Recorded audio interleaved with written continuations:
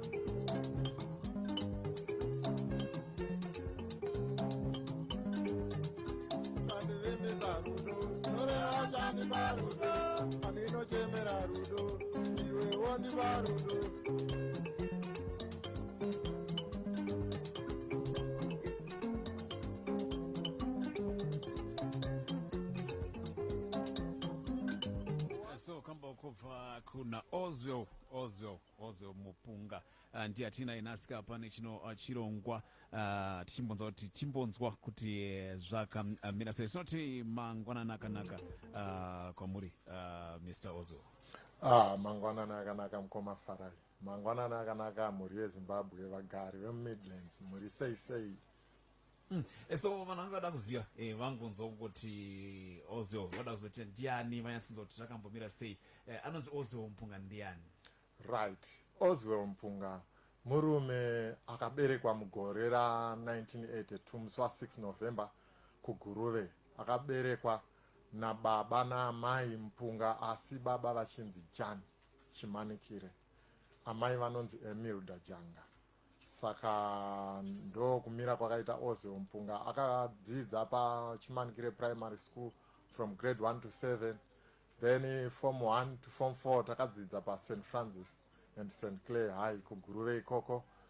Then tingati muchidimbu ndo mamiriro akaita upenyu, maberekero nemakuriro, asi pari zvino izvi ndiri paMSU, Midlands State University, ndo pandinoita zvidzidzo zvemusic ipapo. Esona titaura tichizotaura nezvenyaya dzemusic, nyaya dzezvemanzi. Zvakatanga rini zvemanzi izvi, zvakatanga sei muupenyu zvenyaya dzemanzi idzi? Right, mukoma Varaiga, nyaya yakatanga sekuseka. Kutanga kwazvikaita ndekwekuti isusu takakurirawo kunonzi kuruzevha saka takakura tiri muraini mumusha, maingoitwa zvakasiyana siyana, machechi aiwanika futi imomo, toenda zvechivanhu zviwanika futi imomo. Saka chakaitika zveumhanzi kutanga kwazvikaita ndekwekuti pamba pedu pakaitwa doro rieri rekurova guva rieri. Saka ndofunga ipapo padaro pakabva pauyawo mumwe akangosvikawo nembira dzake, ndobva atongosvika isitaiziva ngoma kaisi, ngoma nehosho ndo zvazvagara zviri koguruve. Saka uyauya nembira haakarova kweusiku hwese tikanakidzwa airova ari 1. Isitaiwa zvivafana zvezera remagrade 2 grade 3 reri. Saka murume wakuzoenda akakanganwa mbira dzake mai. Saka asiya mbira dzedzi, ana baba ndongodzichengeta. Isitainzwa shungu noudokwa-dokwa hwekuda kumbobata kuti izvo zvainakidza vanhu usiku hwese uyu pese apa. Saka pataisvika paipai taibva tazina mudaro, ibvai mbira dzevaridzi. Zvakaramba zviri mumwoyo mangu kusvika taakuvataimira manyi baba vaivai vasipo, takuita dzekuuba manyi. Saka tichitora tomboridza, nemukoma wangu ndichimboti dzimwe nguva akamboridza unditi tarisa vanhu kuti hausi kuuya here, inini ndakuridzawo tarisa vanhu. Asi chakazopedzisira chakuitika munongoziva mukoma muchidimbu tingangoti anga akupedzisira akuda kuridza kakawanda kudarika iye pachi. Saka isu takapedzisira tauzodziba tichienda nadzo kumombe. Ndokutanga kwazvikaita tichiteedzera chuni iyeye akanga arova ichiuya musoro umu, karova umborova zvimwe pasiripo dzamara takutogona dhongi, mombe, mbudzi, inova ndo chuni yekutanga pakuridza mbira. Saka ndo matangiro akaita zvemusic. Asi ndafamba mbira dzakazondinakidza. Mukoma vanova third born mumhuri vakazotengawo dzavo mbira dzekutanga. Saka idzodzo ndo dzandikaonesa nhamo manje. Vaiti kana vaenda kubasa kwavo kwaishanda kunonzi kuchidodo kumbire kudando, taidzitora nadzo kuchikoro kubva form 1 form 2 form 3 form 4. Ndaita musikanzwa wekutakura mbira kuchikoro mbegi. Dzimwe nguva ndotokanganwa mabhuku echikoro kwa variety, asi njiwanikwa mbira ndinadzo zvokuti I remember ndichitombopanichwa inini kunzi wakanganwa bhuku remanotsi nezuva wakakanganwa futi but mbira dzaivamo. Ndobva ndarohwa zvokuti saka ndokutanga kwazvikaita. Asi manje kuti ndizofunga zvekurekodha ndofunga ndanga ndakura ndaona kuti izvi zvinhu hazvichabuda mandiri izvi, kuti inini ndichiti inini ndizvisiye dzongono rota uchidziridza. Pamwe unongonzwa kuda kudzifarira kudziridza, munongoziva chinhu chaunofarira unogona chogona kuuya nekuhope dzamara ndakazotenga dzangu manje ndakushanda muhostel mwamuka hostelers 2001. ndashanda ndanadzo dzimwe nziyo ndautogona wana sikende sadza waja here sikende takutorova ana chemutengurevesa. Saka ndobva ndazojoina college yeteaching, Second Chas College muna 2003. Ndokubva ndaanospecializa nemusic nokuti yanga yagara ndichingoifarirawo.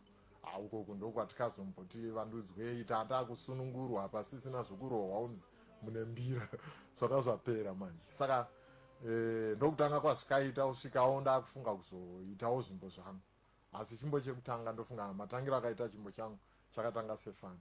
Chimbo chakatanga chinonzi icho diaspora, ndo chandikatanga kurekodha, ndo chakatanga kuya musoro. Icho ndakaita sekungoita kurota, ndofunga kuma 3 tiri mahostel college.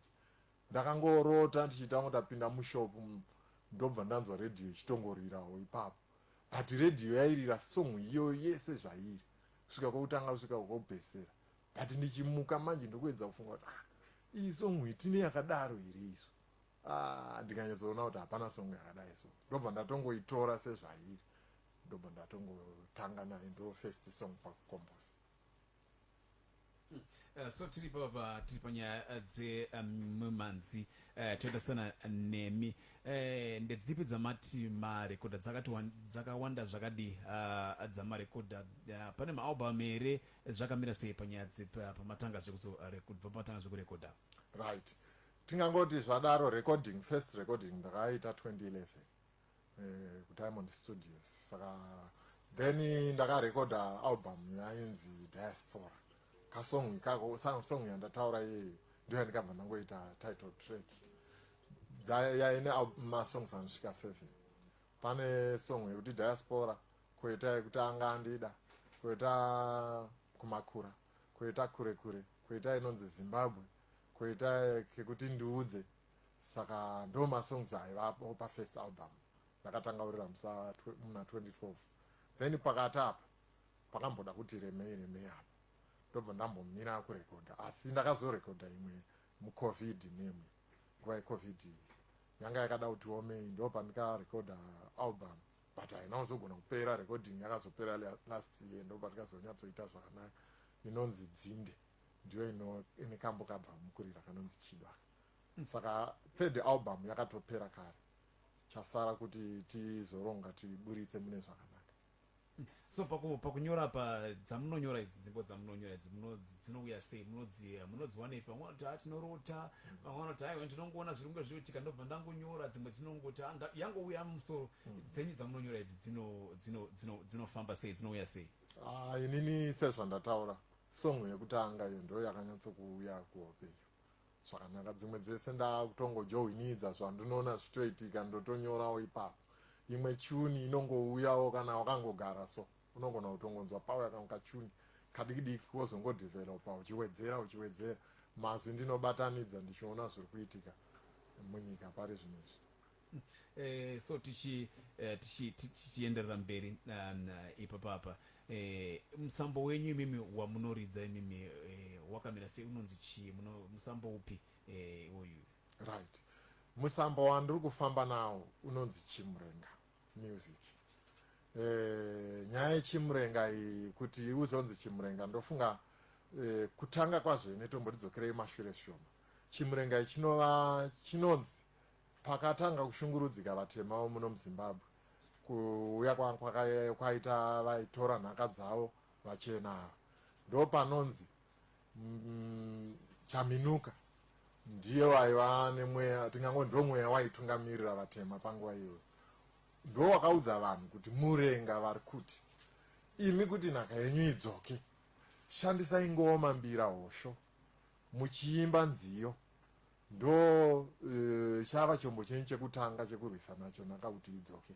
Saka kuti pazonzi murenga ndimwari, saka ivo vangava kuti tiri kuita chimurenga, yaiva nzira yekunamata nayo, vachitora maitiro akanga anzi abva kuna murenga iwayo, vachapa umwari kuti ane umwari, ndo uchimurenga hwacho. Saka ndo kufamba kwazvikaita. Nazvino muchaona kuti chero uchida usingade muimbi wanhasi, chero ukaita music yako iwewe ikaita chiridzwa mbira, ngoma kana kuti hosho, inogona kukwana muchimurenga, asi inozoda kuti zvaunoimba zvacho zvive zvakanangana nekununura ruzhinji rwevanhu vanenge vaine dambudziko sepanguva yekutanga, nokuti raiva dambudziko revakawanda. Saka ini ndinozopinda kuchimurenga nokuti muchaona kuti zviridzwa mbira dziripo, ngoma dziripo, toenda mashoko andowanzo kuimba nawo kanonzi Chidwa. Muchaona kuti kambo ikaka nyaya yerudo yanetsa mazuvano, yakutoda kutodeclarewa dai paine anokwanisa kutoti titotaura kuti paakuda murenga, chimurenga chiye ngachidzoke, nokuti izvozvi kana mumapepa munogona kunzwa kuti mumwe azvisungirira, mumwe asiya vana aenda kudiaspora, vamwe varambana muchato iri kugurwa everyday.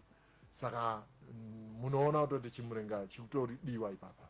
Saka kamwe kacho dzimwewo dzinoimba zikurudzira zvakasiyana siyana, saka ndikufamba nechimurenga mukoma fana, chimurenga music.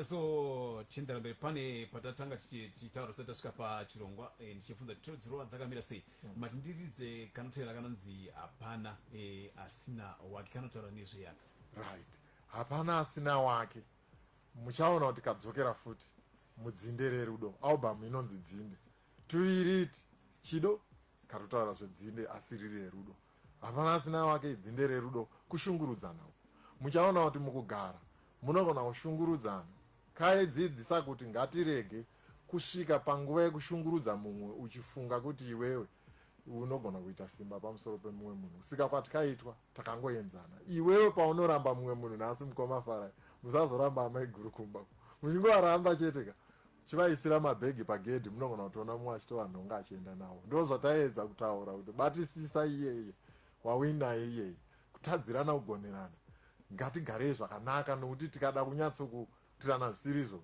hapana asina wake iwo ukati nhasi ndakuvenga nhasi kana kuti ndakuvengai mukoma farai munotowana mumwe anotokufarirai kudarika inini saka ndozvodaedza kutaura kuti hapana asina wake ndofunga murongozvi enzira tina Oswell Mupunga varungu vatinawo nhasi pachirongwa tinombonzwa kuti mhanzi yavo yakamira sei so rikatindire mberi timbonzwa kambo tisati tadzoka kwavari timbonzwa kuti zvakamira sei ndezvipi zvacho zvavarungu vari kutipa zvavari kutaura nezvo Oswell Mupunga zvikanzi hapana asina wake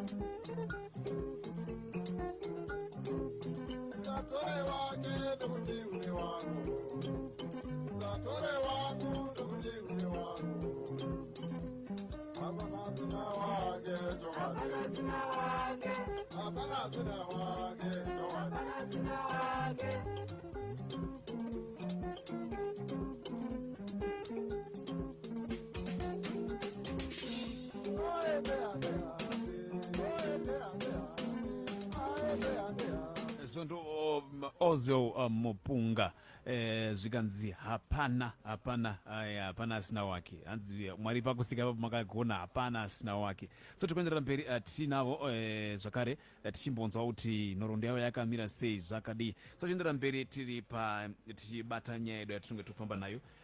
Taita sapache mune chikwata here, mune bhende ranotaiwa ndinaro rikakuti munongozobaranidza chikwata zvenyu kana makunge makuenda kunorekodha uyewo pamalive show apa muri kunge muri kumboita here malive show muchimboitirawo vanhu vachiona muchiimba? Okay, right. Chikwata Culture Voices chiriko.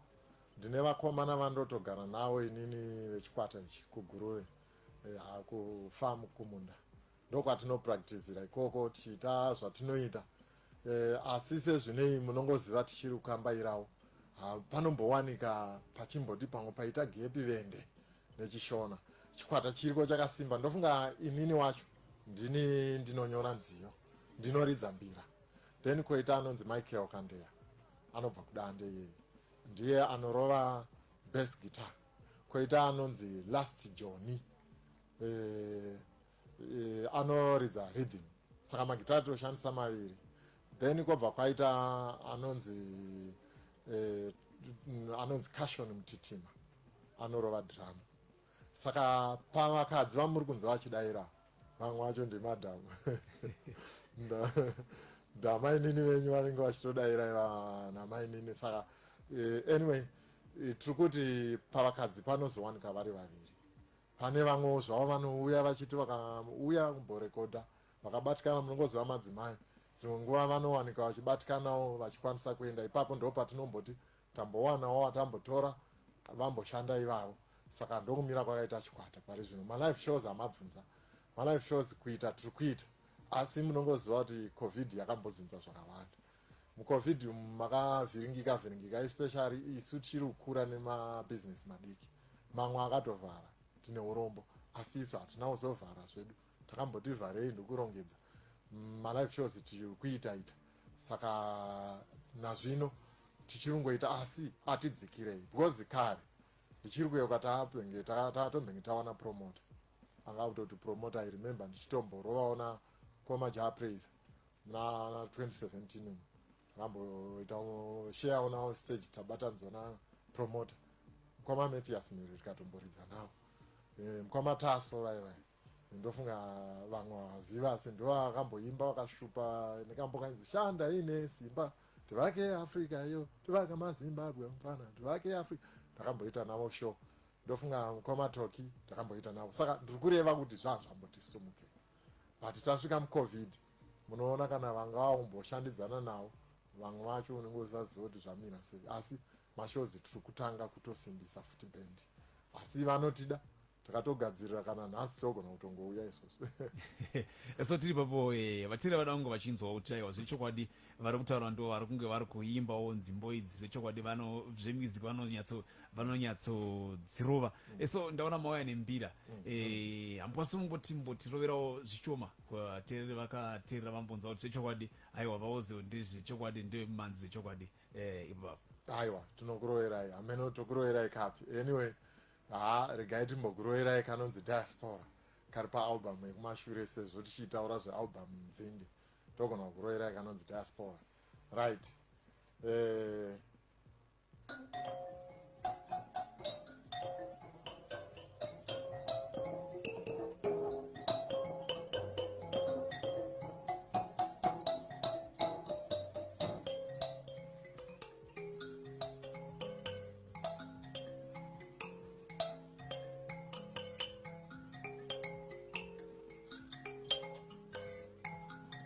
Zvabudirira kwenda mhiri kwegungwa utazondikangana waenda ika.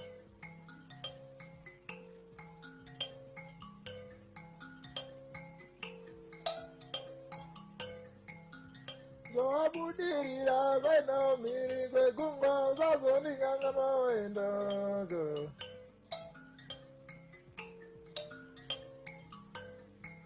chidzidzo takapanana wana tirira iri ndinavimba uchachichengeta iweka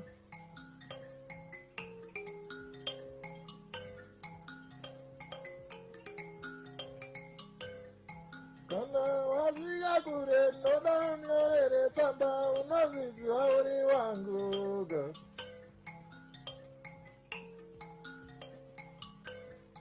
kana wasvika kure ndinoda ndijaire foni ndiwaziva ndiri wakuga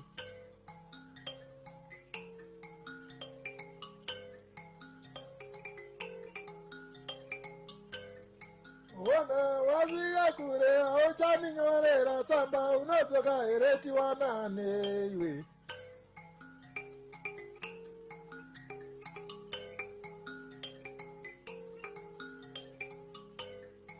inguva yareba ndakakudirira unodzoka here tiwananeka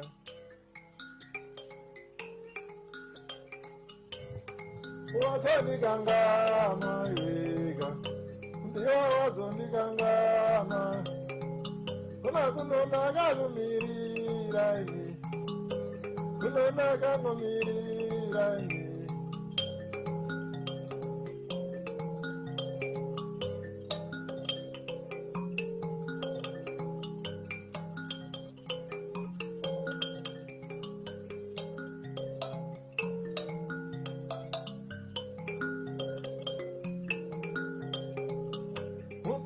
wazondikangama iweka mutiwa wazondikangama ndokamba kanonzi diaspora kana rova title track yefirst album kanova kaye kandikarota kaye ndo mamira asvikaita so anzaka ndo kwandakaita sekutorota chaizvo so ndinava Oswell Mupunga ndo vatinga nawo nhasi pano tichimbonzwa nhoroondo yavo panyaya dzemhanzi nguva dzindiro dziri kubva dzamhanya ndo dziri kubva dzanyanya zvakanyanya sati tanyanya taenda pane kamba kamatora kanonzi dzinde kama tichibva ndo kanova iko title track yealbum renyu iri kakamira sekanotaura nezveyaka right dzinde tikatarisa izwi rechishona dzinde muchidimbu rinongoreva kuti amai kana muchitaura upenyu hwevanhu dzinde vabereka amai kana baba ndo dzinde redu zvireva kuti isu tiri mbeu dzinde ndo kwatinenge takabva saka apa nyaya iripo manje kana tichiti dzinde title track iyi takaiti dzinde nokuti isisu tiri kutarisa dzinde ringave rerudo kana kuti dzinde revabereki ndo dingindira guru pazvimbo zvese zviri apapo muchaona kuti mimi tikatarisa ana chido apo ana hapana asina wake ndambotsanangura payo kuti dzinde rerudo iro toenda iko kacho kanonzi dzinde kari kutaura nezvevabereki kari kutotaura upenyu hwemunhu anenge aenda kumabasa kwedu sekwatiri kunoko ekanganwa vabereki otozosvika chaizvo kuita pakurotswa kuhopa kutovhundutsirwa kunzi ko nhaiwe washinga here kurovera kuchirungu usingaende kumusha washinga here inga kumusha baba variko amai variko kukanganwa mai hakuna kunaka naiwe kukanganwa baba hakuna kunaka munyama wega wega ukakanganwa dzinde rako saka tiri kuedza kudzoreredza mhuri yezimbabwe kuti kana tikaita sei naseika ngatirege kukanganwa kwatikabva munhu ukaona wasumuka uchienda kwauri kuenda ukatadza kuziva kwawabva ndifunga kuti unenge uchiri munhu nokuti kwawabva ndokukuru ndokunova kukuru ikoko saka ndo zvataedza kutsanangura mukambo muchidimbu ndeke munhu akakanganwa vabereki kutozoita kuingwa nengirozi chaidzo kana taakutaura kuita kukudhonza saka ndo zvandaedza kutaura mukamafana so ndo Mr. Oswell kaiva tapinda mukambo kawo kanonzi dzinde tinzoti zvakamira sei kare kuti chiva changotibata tiri paSendwa Radio 95.8 tinava Oswell Mupunga vanova muimbi vati vanoimbawo chimurenga music ndo yavanofamba nayo so yativenza kuti kambo kanauyayo title track yealbum ravo kanonzi dzinde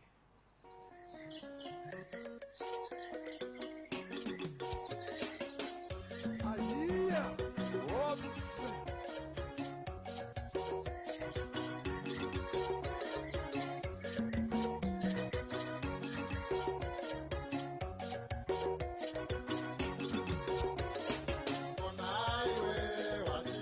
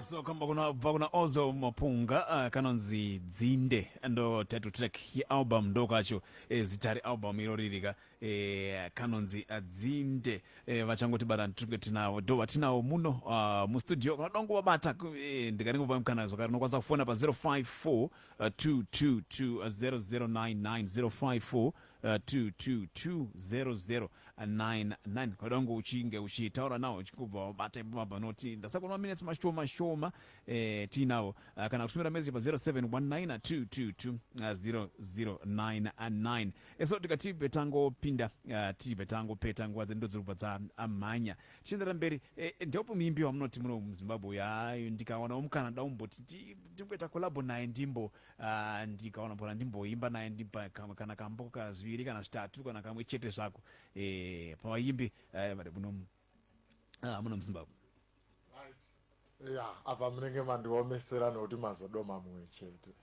Munoziva nyaya yekuti kana chipo chekuimba ichi watarisana nacho una waunonyatso kuti uyu chete ndiye wandinoda. Indinokonzwa shungu yekuda kuimba newese angave asati akuzivikana kana akuzivikana nokuti zvinoitika zvipo izvi zvinosiyana nenguva yekuzivikana asi ini ndinongova neshungu yekuimba nevese vese vanonzi vaimbi ndikangonzwa kuti muimbi chete chero asati arekodha kana izvozvi kufamba kwandotoita ndikatoona munhu akatakura kana gitari ndakutotaura naye chero kari kadikidikiso, ndakutotaura naye kana kuimba, especially kana kuti maECD unotoona ndichitongoimba nato. Saka ndiri kuti vaimbi vese angoratidza kuti ane talent, ndomufarira zvokuti dhu. Nevacho vakaratidza kudhara ndine shungu yekuti ndikawana mukana tingoimba, asi shuwiro ndeyekuti kuvaimbi dai tagona kumboita nguva yekuti tinombosanganawo nevamwe, ndaimba nouyu. Asi vaimbi vandiri kunyanya kushuwira inini ndotaura shona kai, ndiri kushuwira kuimba, kutaura kusheya stage nevaimbi vai vanotaurawo mumwe mutauro, nokuti chinangwa chekuimba tinida kuti vanhu vanzwe. Saka ndikamboimba zvandinazvo ndichiimba newechivhenda zvinofamba. Saipapa soku yawandaita ndofunga ndabva ndatakurira mhuri yeZimbabwe kabonus song. Pane song yatikatoita manji manji yakapera marimwe zuro uno, inonzi Tando kana kuti Rudo. Ndakabatana nemuimbi achiri kukurawo womubulawayo anonzi prestigious zvinongoza. Saka takangodhuma nawo ndobva tatogadzira kambo kanonzi Rudo. Ini ndaimba neshona, iye achiimba nendevere. Zvirava kuti zvandaimba iya izvo zvichitsanangura nendevere asi dziri mbira. Inini ndo mubvunzo wamandibvunza, ndongoshuwira kuimba nemuimbi wese especially weimwewo language, kuitira kuti isusu tinofanira kubatana tiri vanhu one. Ndo chishuwiro changu chokuti tinzwana nemitauro yedu yese. So pavaimbi varimo vari kunge vakatanga ukare avo, ndo pamunoti uyu ndiye anondiinspire, ndiye anondisimudzira uyu, ndikamuona undironza kuti aiwa pano zvandinonzwa ndichinge ndangomunzwa kana ndichinge ndaonawo zviri kunge zviri kuitika panyaya dzezvemumanzi apa. Right. Saka mubvunzo wamandibvunza pane varipo pari zvino. Pambira ndichitanga inini Stella Chweshi, mai Stella Chweshi ndo vane chimbo chandikatanga chakanyanyisa kutanga undipinda mukati memwoyo chaimo. Saka pane varipo pari zvino, unongoti pari zvino ndikagona ongosheya stage nana baba Alec Macheso, nokuti mukoma japraiser takamboridza nawo kare, hatingarambe tichitaura nana mukoma Sulu ava ndo vacho vatakushuwirawo, nevamwe vechidzimai maicharamba takamboridza nawo kare. Saka chingoshuwira kuti dai taramba chingosangana navo vakuru tichikoperawo zvavari kuita zvimwe. Saka ndo mhinduro yandingakupei yakanaka, vandiri kushuwira ndivavo. So nguva dzendo mashoko amuinawo ekupedzisira zviri pamwoyo penyu zvamuda kunge muchitaura zvamoti vateereri vanofanira kunge vaende vanofanira kusara vazvinzwa, kana zvamuda kuti zvinge mashoko amuda kunge muchisvitsa kuvateereri ari pamwoyo penyu mimi. Right. Vateereri ndoti kwamuri, imi muri pamwoyo pangu, mhuri yeZimbabwe mese nevari muMidlands muno.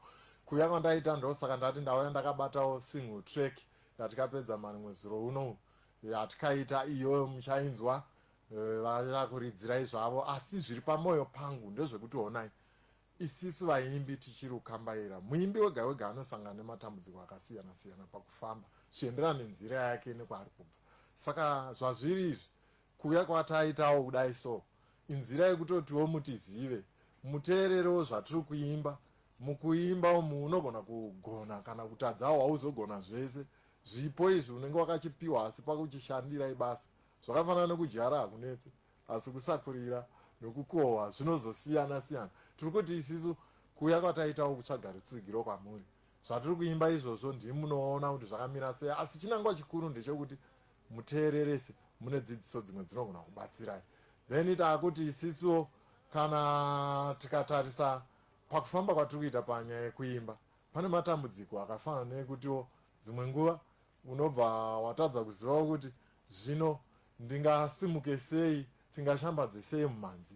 Ndimi munototipawo mazano. Nzira dzatiri kushanda nadzo pari zvino dzandiri kufamba nadzo paFacebook, ndinayo account, Facebook account, kungotaipa zita rangu Oswell Mupunga, ndofunga paFacebook munondibata. Oswell wacho haana zeti, ana S, OSWELL Mupunga. Kana kushandisa namba dzangu dzefoni 0775 079916, ndati 0775 079916. Idzodzo ndo dzandiri kupindisa paFacebook, paYouTube, paWhatsApp, Twitter hendo tiripo, asi masimukiro anosiyana ndoaya atati munoramba muchititsigirawo nemazano kuya kwamuri kutotsvagawo rubatsiro. Saka then shoko rekupedzisira mhuri yeZimbabwe, zvese kuya kwandaita nhasi kuno kusvika pataita zuva ranhasi chakatanga chotanga kudzwa musiki vanhu vakatisika touyawo tisingakanganwe kuti tiri muindependence zvichireva kuti nyika iyoyika ine zvayakanga iri kumashure uku zvaitotitadzisa kuti tiveko. Ndofunga tikateerera nhoroondo yevaimbi zvanhu zvakaoma nguva yakatanga vakuru vedu ana Zex Manatsa kwakatanga vamwe vainzana Ngwaru Mapundu nevamwe vatisingazive mungazoti ndaita favor asi zvanhu zvakaoma tiri kuti zvakabva muindependence. Saka hatikanganwi kuti tiri kupemberera rusununguko rweZimbabwe. Chimurenga ndo chakauya. Tine urombo kuti kumwe chakasiya mavanga anorwadza chine nhoroondo inorwadzisa dzimwe mhuri asi ndo zvinoita kana hondo yauya. Hondo inokuvadza nesora risina mhosva. Tine urombo ruregerero tinoramba ichiti ruregerero asi tiri kuti ngatisakangana kuti tiri kupemberera kuti nyika yedu yakasununguka. Saka muchidimbu taakusiya tambokumbira ngwamafarai vambokuroverai ikambo kanonzi Zimbabwe. Ako ndakakaimbira ndichitarisa kuti nyika yedu iyi mukaitarisa Zimbabwe hongu ine matambudziko angavewo aripo asi tikaitarisa iyo Zimbabwe chaiyo yakanaka tichitarisa kuti ine muZimbabwe muno mukatarisa takasununguka. Dzimwe nyika kutaura kwatiriita dzotori nehondoso, dzimwe dzine zvirwere, dzimwe dzine chii muno kunaka ikoko ndokwandikaimba ndichitarisa zviwanikwa tinazvo. Tikatarisa tine nzvimbo hobho dzinotoshuvirwa nevamwe vanotombouya vachiuya muno muZimbabwe, vana Vic Falls, vana Kariba, Hwange National Park, nzvimbo dzakawanda dzisiko kune dzimwe nyika. Saka tiri kuti kana tikazoita sei Zimbabwe ikaoma sei ngatisakangana kuti tine zviwanikwa zvedu zvinoda kuti tifunge nezvazvo. Chinongodiwa kuedza kutsvaga gwara chete rekuti tinorarama sei nazvo. Iyo music iyo imbira dzatikabata idzikana mbira chimwe chinhu chekuti mukwamafarai ndine urombo ndakuita sekurebesa asi mbira idzi munoziva munomu tinodzitarisa pasi kuvarungu uku vari kutoridza kuAmerica izvose unotori neprogramu inonzi Zimfest yavakati Zimbabwe Festival. Zimfest vanoti Zimfest from the original source but chinzwai Zimfest from the original source asi zvichiridzirwa kuAmerica. Ana chemutengure vari kubva vanhu kune dzimwe nyika vachinovaonera kuAmerica isu zvakabva kuno kwatiri. Ndo patiri kuti no dambudziko nderedu isi maZimbabwe zviwanikwa zvedu zvakafanana nezvizvi ngatifungei nezveZimbabwe. Ngatiregei kuti isu tikaona kuti pane zvatadzwawo napotsawo isusu tobva tavenga nyika yedu yakanaka kana kutoitiza ine kunaka kwainako Zimbabwe. Saka ndo mashoko angu ekupedzesera mhuri yeZimbabwe ndichiti muve nezuva rakanaka. Tikapiwa mumwe mukana tichasangana muzvikamu zvinoteera right.